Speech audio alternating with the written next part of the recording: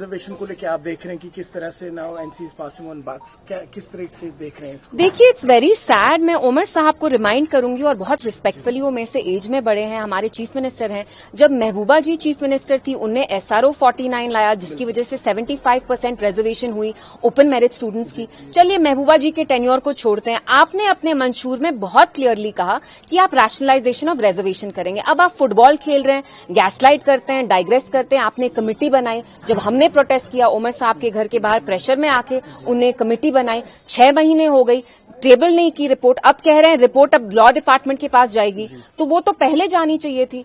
आप फुटबॉल खेल रहे हैं, बट इस फुटबॉल में जो हमारे ओपन मेरिट कैटेगरी के स्टूडेंट्स हैं, do you know how many of them have committed suicide in the past 5 months because they see nothing, they are completely in despair. आप उनको जस्टिस दीजिए, आप इसको पोलिटिसाइज नहीं करिए। आपने जो वादे किए थे आप उनको मुकम्मल करिए। आप इसमें PDP को नहीं लाइए, महबूबा जी को नहीं लाइए। इन बच्चों ने आपको वोट दिया क्योंकि इनको लगा, इनको यकीन था कि आप रैशनलाइजेशन ऑफ रिजर्वेशन करेंगे। So please don't make excuses for your own incompetency and failure. Walk the talk. It's high time. Umar साहब को कुछ एक्स्ट्रा पावर्स की जरूरत है ड्यू टू द यूटी?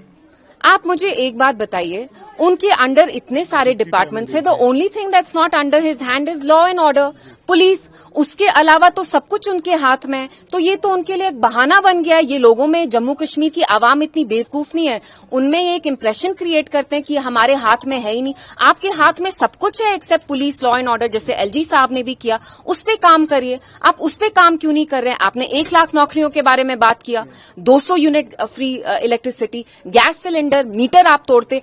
इक़्तिदार में आने के बाद आप कहते हैं हम मीटर ही नहीं हटा सकते। तो कहीं ना कहीं NC खुद डिलीवर नहीं कर पा रही है। सभी पॉलिटिकल पार्टीज की डिमांड थी, आप लोगों ने भी इशू उठाया था कि जो पहलगाम हादसे से प्रॉपर जो इन्वेस्टिगेशन होनी चाहिए। जो रिपोर्टेडली अभी आया है कि 2 लोगों को अरेस्ट किया गया है NIA ने, जिन्होंने वहां जगह दी थी।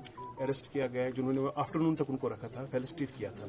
तो क्या एक्सपेक्ट करेंगे हम, एक लीड मिलेगी जो हेनियस क्राइम वहां पर हुआ था, उसको जो इन्वेस्टिगेट प्रॉपरली हो? उम्मीद तो यही है। देखिए, पहलगाम में जो भी हुआ पिछले महीने, इट वाज कंप्लीटली कंडेमनेबल। एक डास्टर्डली अटैक था and we been appealing to the government कि आप इंक्वायरी तो सेटअप करेंगे ही, लेकिन यहाँ के जो लोग भी हैं, आप जानते हैं पहलगाम में जो सारा टूरिज्म पे जो चलता था, इट्स बिन शट डाउन।